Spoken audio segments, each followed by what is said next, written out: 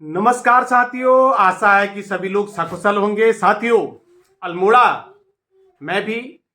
240 पदों पर, जैसे कि आपको पूर्व में भी विदित है, जो कि 241 पदों पर जो है वहां पर प्राथमिक शिक्षक भर्ती के लिए आवेदन मांगे गए थे। अभी मैं देख रहा था कि जिला शिक्षा अधिकारी जो प्रारंभिक हैं उनके द्वारा एक विज्ञप्ति जारी की गई कि 240 पदों पर जो हमने विज्ञप्ति जारी की हुई थी उसकी काउंसलिंग तिथि 12 जनवरी को जो पीएम श्री राजकीय इंटर कॉलेज अल्मोड़ा में है वहां पर होनी निश्चित हुई है।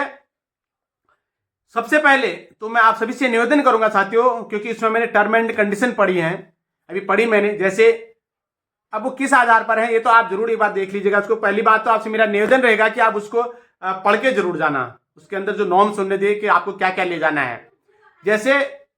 अब वैसे पूर्व में जो आदेश आया था वो तो यही था कि जिन्होंने एक बार टीटी कर लिया भाई उनको भी दोबारा करने की जरूरत नहीं है, लेकिन उसमें ये लिखा है साफ साफ, एक शब्द में एक लाइन मैंने स्टेटमेंट पढ़ा कि जिन लोगों की टीटी को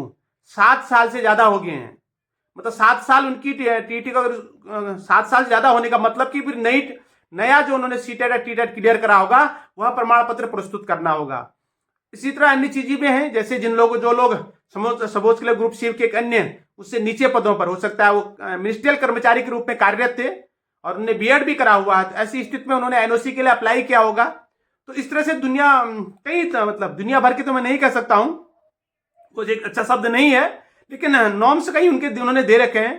तो मेरा सभी सब विद्वान साथियों से जिनका भी प्राथमिक शिक्षक भर्ती के लिए चयन हुआ है उनसे निवेदन है कि आप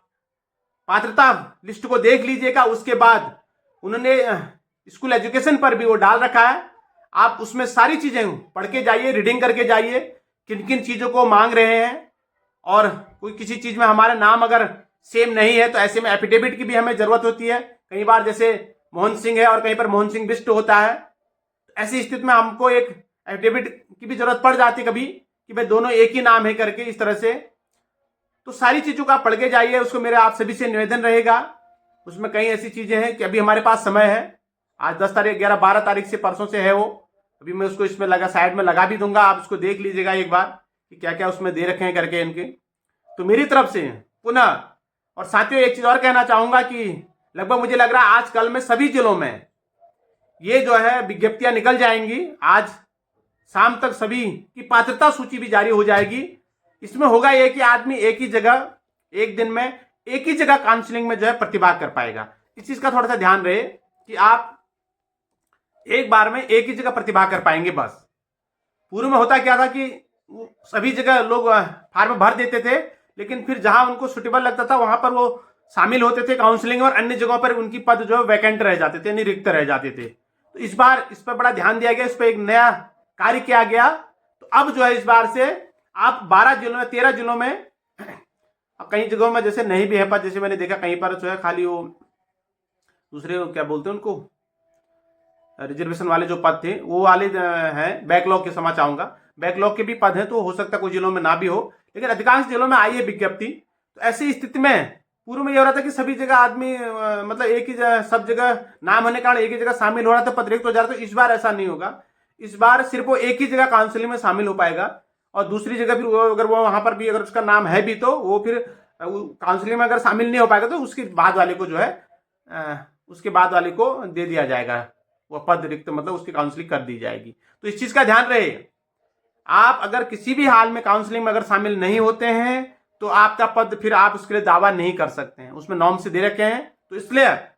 मेरा सभी मित्रों से जिनका भी इसमें चयन हुआ है, जो पात्रता सूची में जिनका नाम दर्ज है, सबसे पहले तो आप सभी को मेरी तरफ से ढेरों शुभकामनाएं, ढेरों बधाइयां हैं, क्योंकि साथियों वास्तव में जॉब मिलना बहुत टफ है इस समय। अगर ऐसे में फिर वो भी एजुकेशन डिपार्टमेंट में आपको उन नौनिहालों का